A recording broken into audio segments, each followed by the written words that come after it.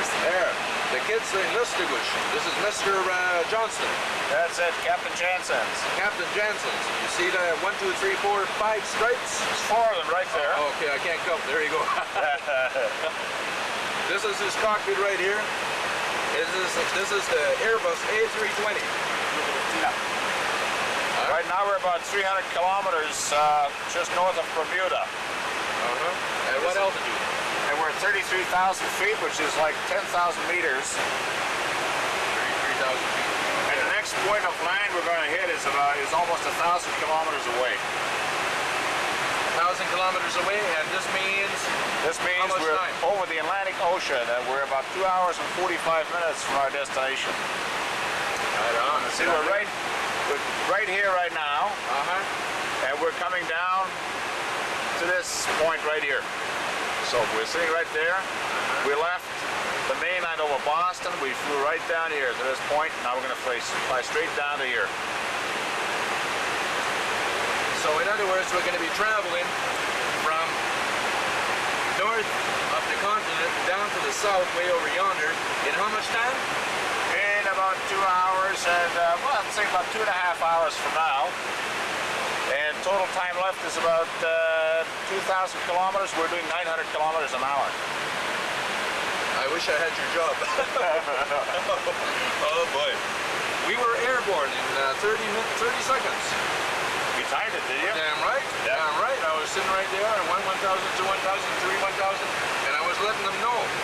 Like, you know, like I said, here we go, airborne, and whoa. And we climbed until,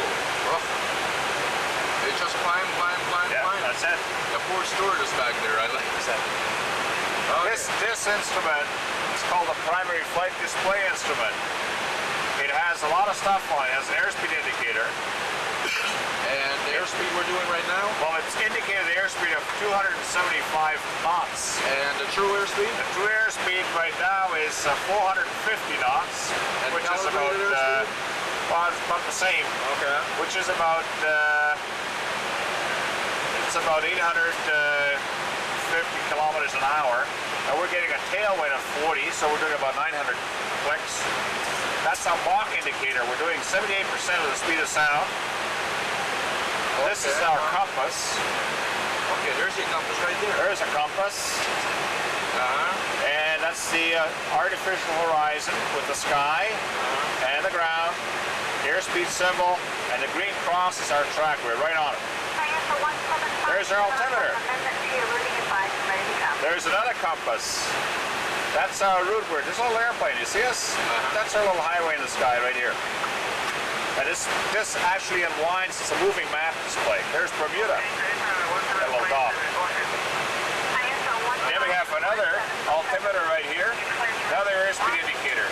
Another artificial horizon, the same as that one. Okay. We have another compass. Well, and if all those compasses fail, we have another compass right there. Oh, there it is. Okay. That's what I'm used to. That's it. Okay, put the light on. I don't know if it helps any. Okay. There's the compass I'm used to. And there's the gyros that I'm used to. That's it. Indicator, hidden indicator. Prehistoric. I see. You got to back up for everything. Those used to be the primaries. Now those are backups. If everything else quits. Yeah, if the electronics, if you lose it, and then we move on to... Then we have the engine instruments here, and we can select. If you want to see more engine instruments, we select the engine page on the bottom. That's all engine instruments. Left engine, the right engine. Then here we have landing gear lights. This is the landing gear lever. Okay. That's for our brake pressure. There's a clock. Let's rewind this for a little while. Landing gear. Yeah. Tell me a little bit about the landing gear lever. Landing gear lever. See the arrow is up, down. So the wheels are up right now. On landing, to put all the landing gears down, open the doors, and drop everything out. You just take that little gear and put it down. And everything is automatic after that. Did you ever hear of anybody, by any chance, putting the landing gear up whenever it was supposed to be down? I know of one person who forgot to put the landing gear down. Okay. And it didn't take him long to stop. Okay. Okay, folks, that's the reason why there's a little wheel. Can you see the little wheel? That's to let the pilot know. Hey, 3 in the green. That's right. Okay. Now let's let's move on to this right there. Okay, then these instruments are exactly the same as the captain's instruments. They're duplicated. And this gives us access to the brains of the computers. Right. We use this control panel to program all the information through computers, which in turn is displayed on these screens.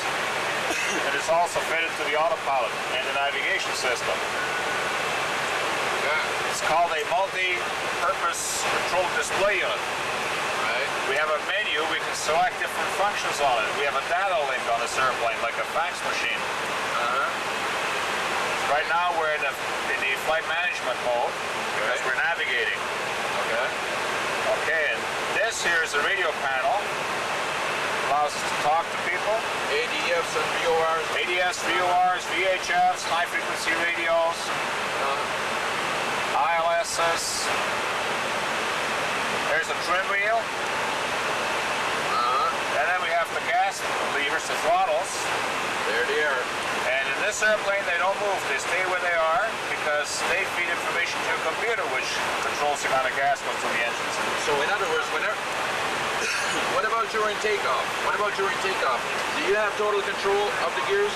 Yes, we do. We set them into the takeoff mode. You just put them as far forward as they go, and they click in, and then the computer decides, depending on the temperature, how much power the engines require. Okay. Okay. And what tells the airplane that it's flying? What tells the airplane it's flying? Well, it tells the airplane it's flying is once the gear comes up, it's you get a sensor which sends a signal to the computer. It says we're off the ground. All right. And if there's a little what do you call those things? A little toe buggy or something like that that might hit the nose gear. Cause that sensor to click. Yeah, what happens is the gear, when it comes off the ground, the weight's off and it stretches out, and it makes contact with a little switch. All right, here's a lever. Instead of having a big control wheel, we have a little joystick. Joystick. Son of a gun. So it's right on. So instead of a control column, that's basically takes over with the same function as the control column used to have. And the little red button is your radio. So it's to disconnect it. See, if I disconnect, now listen to the sound. If I disconnect, you get a warning. It says it's disconnected. To reconnect it, I push the autopilot 1 switch or the number 2. Now we're back on autopilot. Okay. And how long does it take between automatic and manual? It's just half a second. Half a second? Or less. What was the problem in Toulouse, France, whenever he went down? Oh, well, it was a different story. They had the power. They had the power right off. Okay. They were flying at a very low speed. And when they decided to put the power on, see, now we're going to climb to 37,000 feet. So we set 37,000 feet, and we'll pull on it. And power is going up. We're in a climb mode. We're starting the vertical speed's going up 400 feet a minute. 500, we're now to 33,000. The airplane's climbing up. So that's your VSI right there on the side? That's the VSI. We got CAG. Up we go. I don't think we really wanted to go to 37. We're starting to be bumpy now.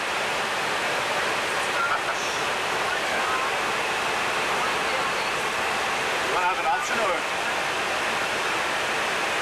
you want to ask her if there's an option?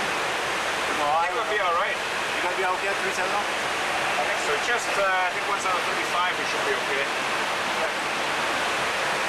35. See, now we're 33,600 feet, climbing at 1,500 feet a minute.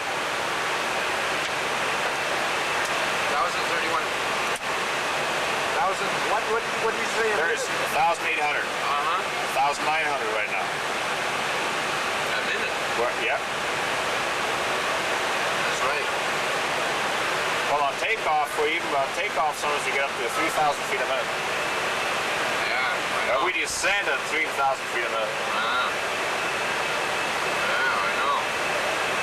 I lived in Dorval for a couple of years. Oh, yeah? Right on Lakeshore. Right. And my balcony is right there, just watching them take off. Beautiful. Yeah. Now I'm living in a Guadalupe, and basically basically the only guys flying around the street. It's pretty quiet. Very, very quiet.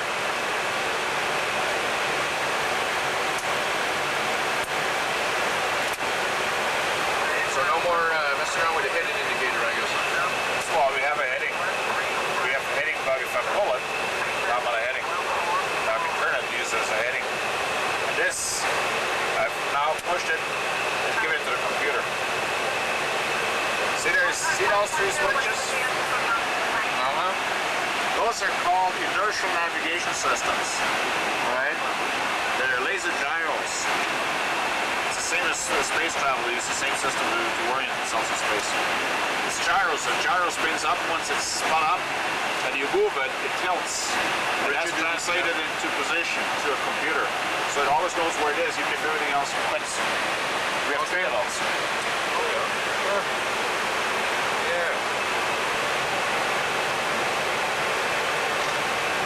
There we go. 37,000. We're level. The line is, we just got three little dash lines. Now we can look at our levels off all by yourself. All myself.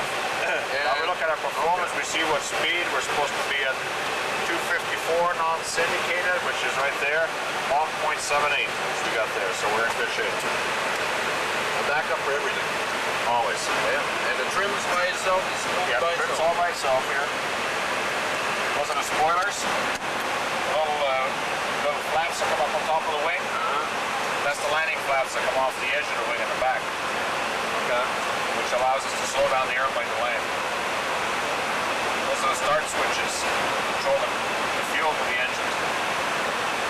You turn that off, the engine quits. That's I know. Yes, I know. Best flight speed, Kirby. When was the last time you flew prop? Prop, I flew. Oh, that's gotta be about 30 years ago.